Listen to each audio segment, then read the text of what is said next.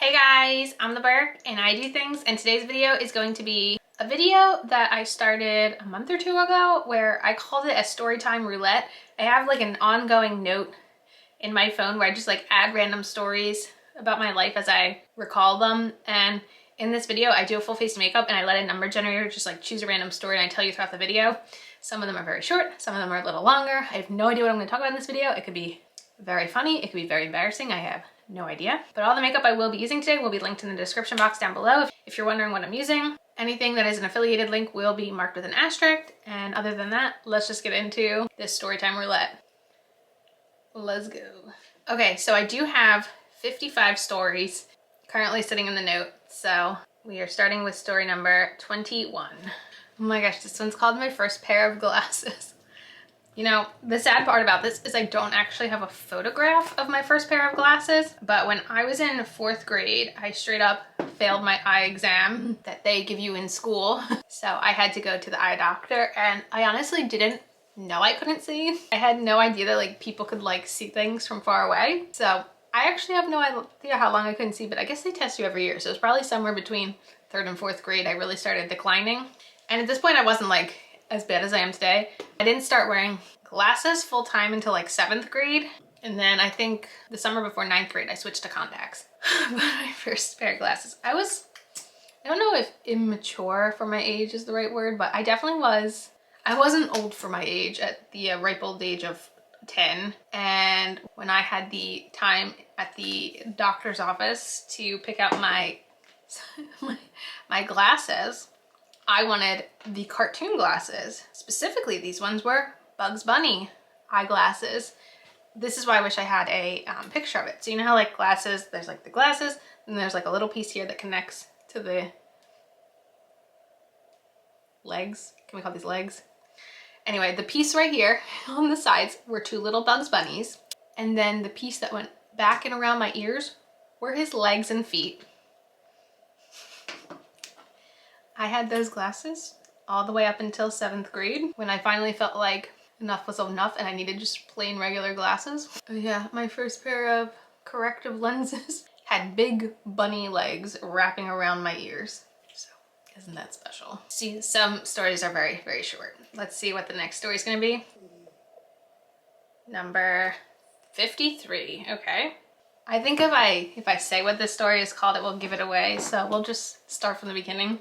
I don't want to talk too much about the place I lived the last 2 years I was in college because I'm pretty sure that's its story in itself, but just know it was an interesting area to live. Our house was like a split house, so like we rented the one half and then another family lived in the other half. This house of folk had, I think they had 2 dogs at this point. I don't think they had the 3rd yet.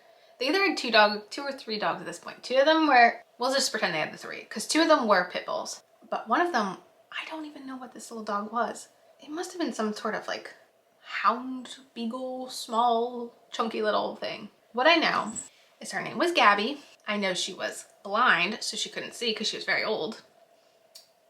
And one day she got out and I chased her down the street, picked her up and carried her home.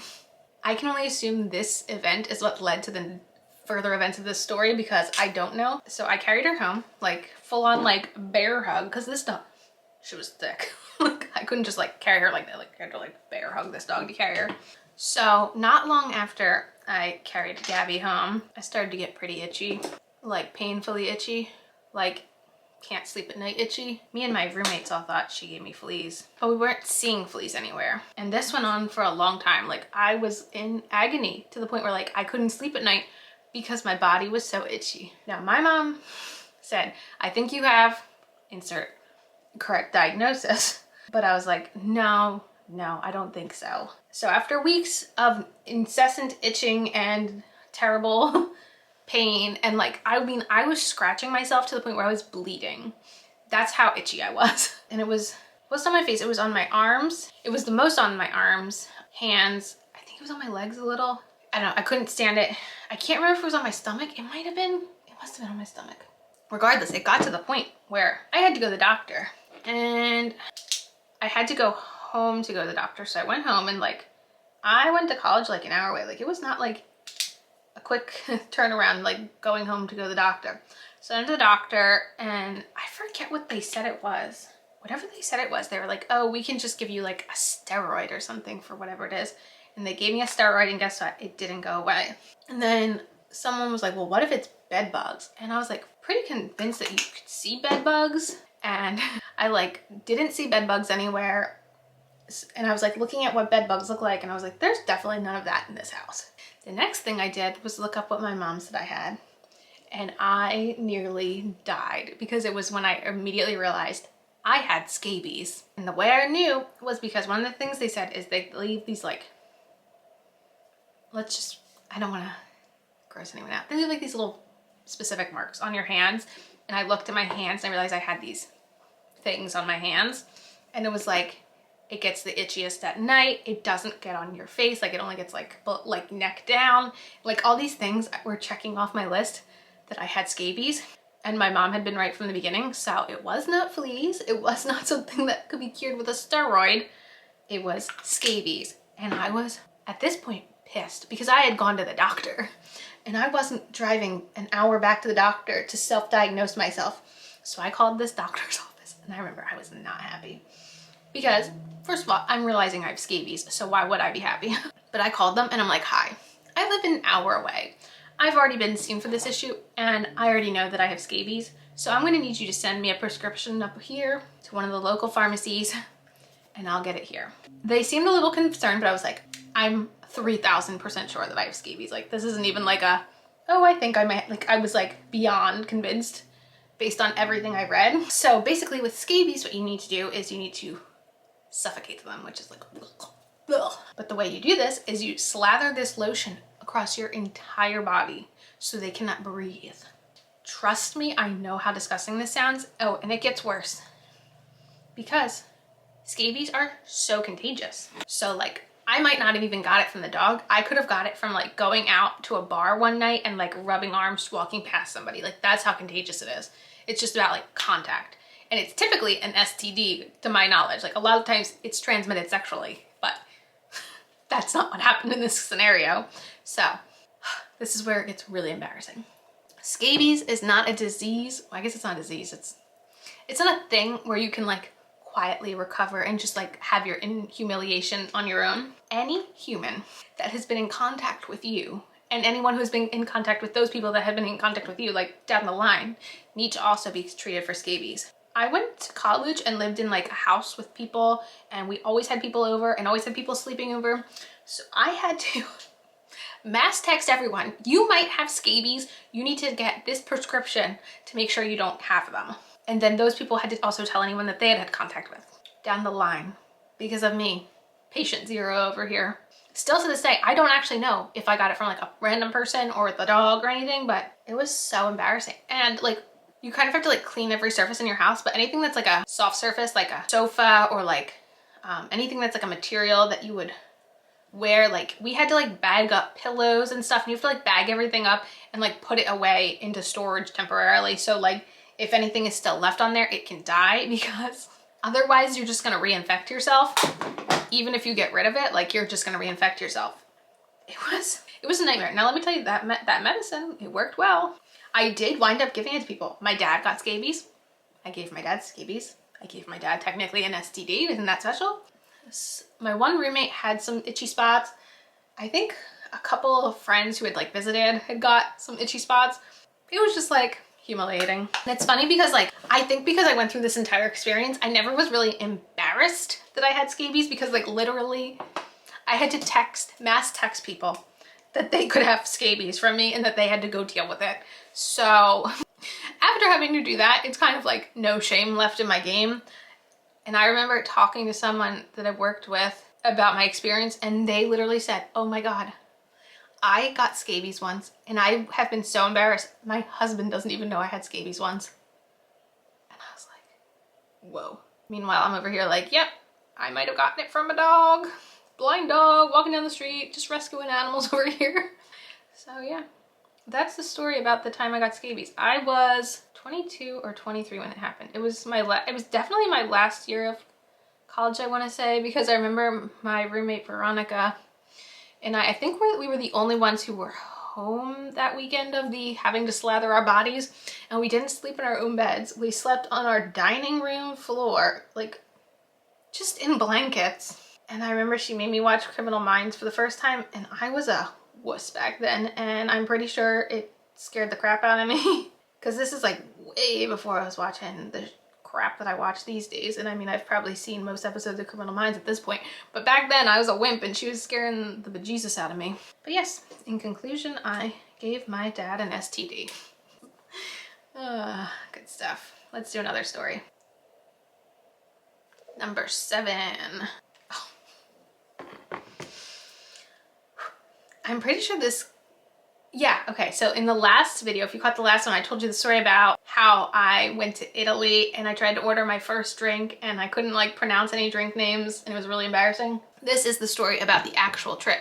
So it was the summer between junior and senior year of high school. The Latin teacher at my high school did these trips to Italy and Greece every summer. And I really wanted to go and my parents let me go. That's not really the point of the story. The point is the summer before I had gone on a different trip to Europe and it was through a different program, and that one was France, Germany, and Austria. That one was very fun too. But that one was like very like strict. And this one with the Latin teacher, we knew going in was very non-strict, let's just say. I did a lot of first time things on that trip. However, my mom was much more overprotective with me than some of my other siblings, assumingly because I was the firstborn and her first experience with having a teenager.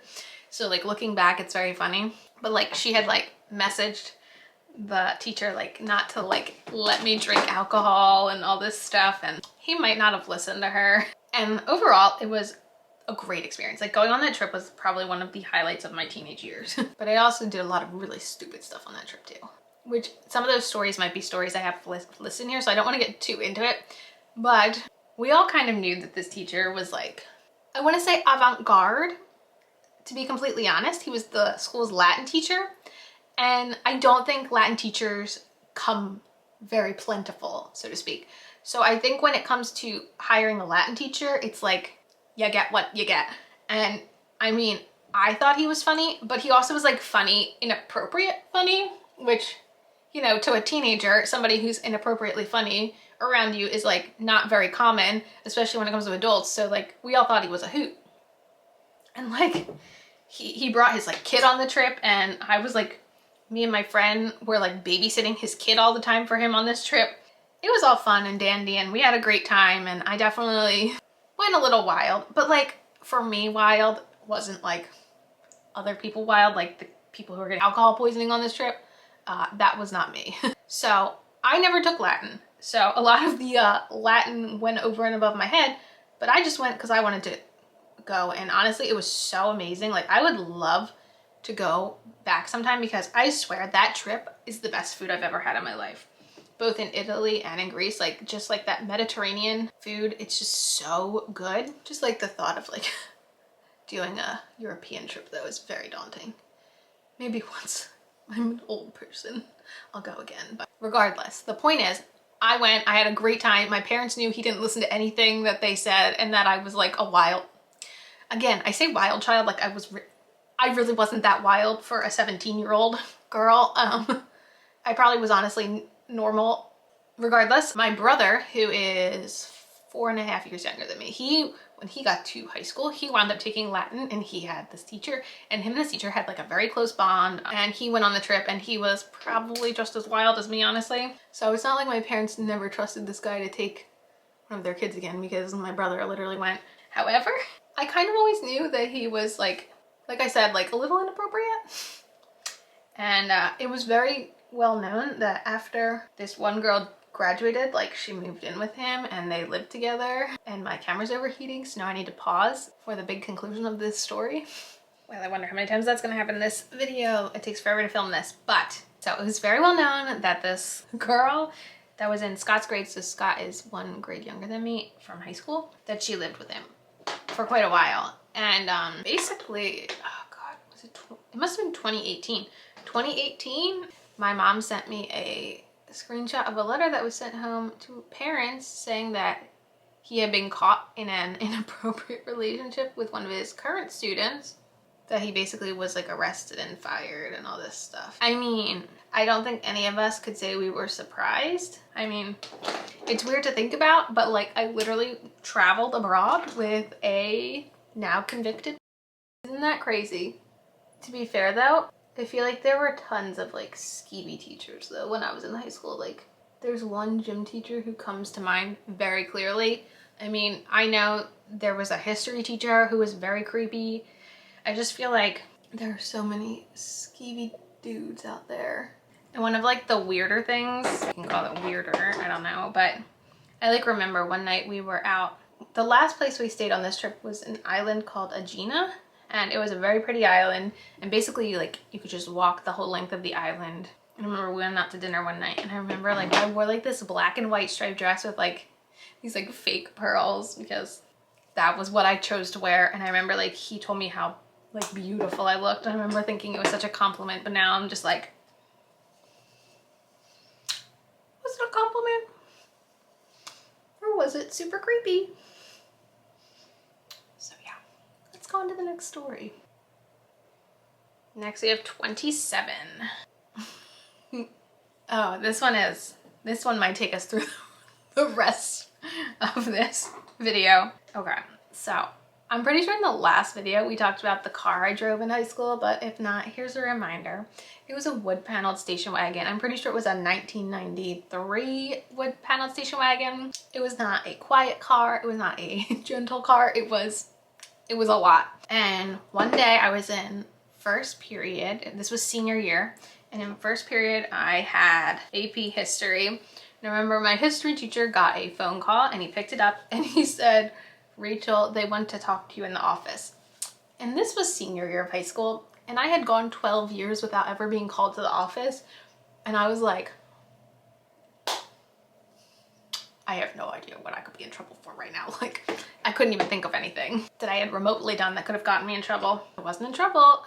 They called to let me know that I had left my car running. I had gotten out of my car without my keys and left the car running. And they knew it was my car because I think you had to like register your license plate, so they were able to like look it up. Also, like, they probably could have asked around and said who drives the wood paneled station wagon, and it would have eventually gotten back to them. But yeah, except this station wagon, it wasn't like it had a little remote. I had to manually lock the car from inside if I got out of the car. It's meaning I got out of the car while it was turned on, locked the door, and walked away from the car. So I couldn't turn the car off. The car was running and locked and I couldn't get in. So I'm not known for my cool, collected, calm manner. So I went into a full hysterical crying panic attack, called my dad. My dad was like, I can't get you a spare key. You need to call AAA. I don't know if you guys have ever called AAA. It's not really a fast service. And me, the whole time, I'm just freaking out. My car is going to run out of gas before I get this thing turned off. So AAA comes, and I mean, all you have to do is you kind of shimmy the window a little bit, and then you can get one of the, they have like a thing they stick in and it pulls the thing up. They couldn't do it in this car. I don't think they knew how to do it in a car of my condition. So I kid you not, this AAA guy said, "Sorry, I can't unlock your car," and left. It wasn't like he's like, I gotta send someone else out. Full on left, hysterical me, and just ghosted me with my car running. And like, I don't know how to explain it, but the way my high school was, like, people could watch from their classrooms, like me hysterically crying in the parking lot, sitting on a bench with the random, I think he was a security guard. I don't know. I feel like he didn't really have a job. I think he just like stood outside. I don't know what type of security he was providing. He was just a very old man standing outside the school trying to comfort this hysterical girl. And he like asked me like, "Is there a spare key?" And I said, "Yes, but my house keys are on my car keys. So even if I got to my house, I wouldn't be able to get in because nobody's home." And my dad said my mom was at the elementary school because my mom used to volunteer and work with the PTO when my brothers were in elementary school. So I'm pretty sure what happened is completely illegal, and I would never recommend this to anybody. But this random security guard said, okay, get in my car, let's go find your mom. I don't think he had permission from the school to take me off premises. But this man, very kind, drove me to, so the elementary school was broken into 2 schools. There was 2nd through 6th grade and kindergarten and 1st grade in 2 different buildings. So I go to the big school first, and I go to the office, and you have to like ring to get in, and I'm like, is my mom here? Like, they're like, no, sorry, she's at the other school. So I had to then have this man drive me to the other elementary school, because like this is like I won't say it's pre-texting, but like it wasn't as easy to get a hold of someone through their phone at this point, because it was either 2006 or 2007, I'm guessing 2007. So he drives me to the other school, and I go again to the office, and they have to go over the loudspeaker and say, and like page my mom over the loudspeaker to come to the office. So both of us got called to the office this day, and my mom sees me hysterical, and she's like, why aren't you in school? Why are you here? And like I explained, I need her house key to get into the house, to get the spare key, because the car's running and I can't get it. Like, basically we did wind up getting back to he drove me to the house. I got the spare key. He drove me back to the school. I was able to open the car and turn it off, and I did not run out of gas. But I mean, like, that story like sums up my high school experience. Frantic, panicked, a disaster. Those were 2 interesting back-to-back stories about my weird high school experiences. Maybe I can roll for one last story and see if it'll be like a shorter story before I finish up. Oh boy, here we go. Number 51. Oh, not the shortest, but this is another hysterical story. I mean, like, welcome to me. I'm hysterical. This is how I almost quit college, which I want to do a whole video about college and such, but I basically went to college. I was a history major, specifically history education. I was kind of told I had to be a teacher by my guidance counselor. I could get more into that in my full college experience story, but I was in school. I was like taking these classes. It was my first semester of sophomore year, and I had a complete mental breakdown. I realized I didn't understand why I was in college for education. I didn't want to work with kids. Not that I don't like kids, I didn't want to work with them. I think that's like two very different things. And I didn't want to teach history. I liked history. I loved learning about history, but I didn't want to teach it. And I felt so trapped, and I was freaking out because like this was like the recession hit, and all you were hearing is teachers aren't getting hired, teachers aren't getting hired. And I knew I was gonna have to pay back my loans right when I graduated. And I was like, how can I get a job? How can I graduate with a degree where I can't even get a job and pay my loans? Which again, we'll talk about in another video. But I called my dad freaking out. Let me tell you, it was 3 o'clock in the morning, 3 o'clock in the morning in the very beginning of my sophomore year of college. And I called him hysterical. People get calls from me hysterical often, especially my father. And I was telling him that I could not do it anymore. I needed to quit college because I could not pay back these loans with this degree I had that I didn't even want a job. He had to talk me off that ledge. The thing was, I don't want to get too into it, but like I had been told like I kind of needed to go towards the education route in high school. And it was like, oh, you're so good at math. You're so good at math. You should be a math teacher. And I was like, I am not patient. I even knew at the age of 17 that I was not patient, and I could not teach people math because I do not have patience when it comes to people not understanding math. And I don't think that's a flaw. I think that's a good reason not to be a math teacher. And they're like, oh, well, you want to go history? Be a history teacher. Anyway, my dad was like, oh, you're good at math. You should be an accountant. You should go in for accounting. Why don't you go talk to the head of the accounting department and get an idea if you want to switch majors, blah, blah, blah, blah, blah. So that's where that story comes from, how I wound up in accounting. But yeah, I almost quit college. I think I should have gone with the full quit and not continued and pursued accounting. I don't think accounting was right for me. Again, we can get more into that in another story, but yeah, I almost quit college at 3 o'clock in the morning, my sophomore year of college. Anyway, my camera is overheating again. I would love to wrap this video up. Let me know what you guys think of these stories. Do you like these Storytime roulettes? Let me know in the comments. And yeah, that is it for this video. As usual, thanks for stopping by my channel. If you're new here, click the subscribe button and ring that bell for notifications. I have my Twitter and my Instagram down below. Give them a follow, and I'll see you in the next video. Bye, guys!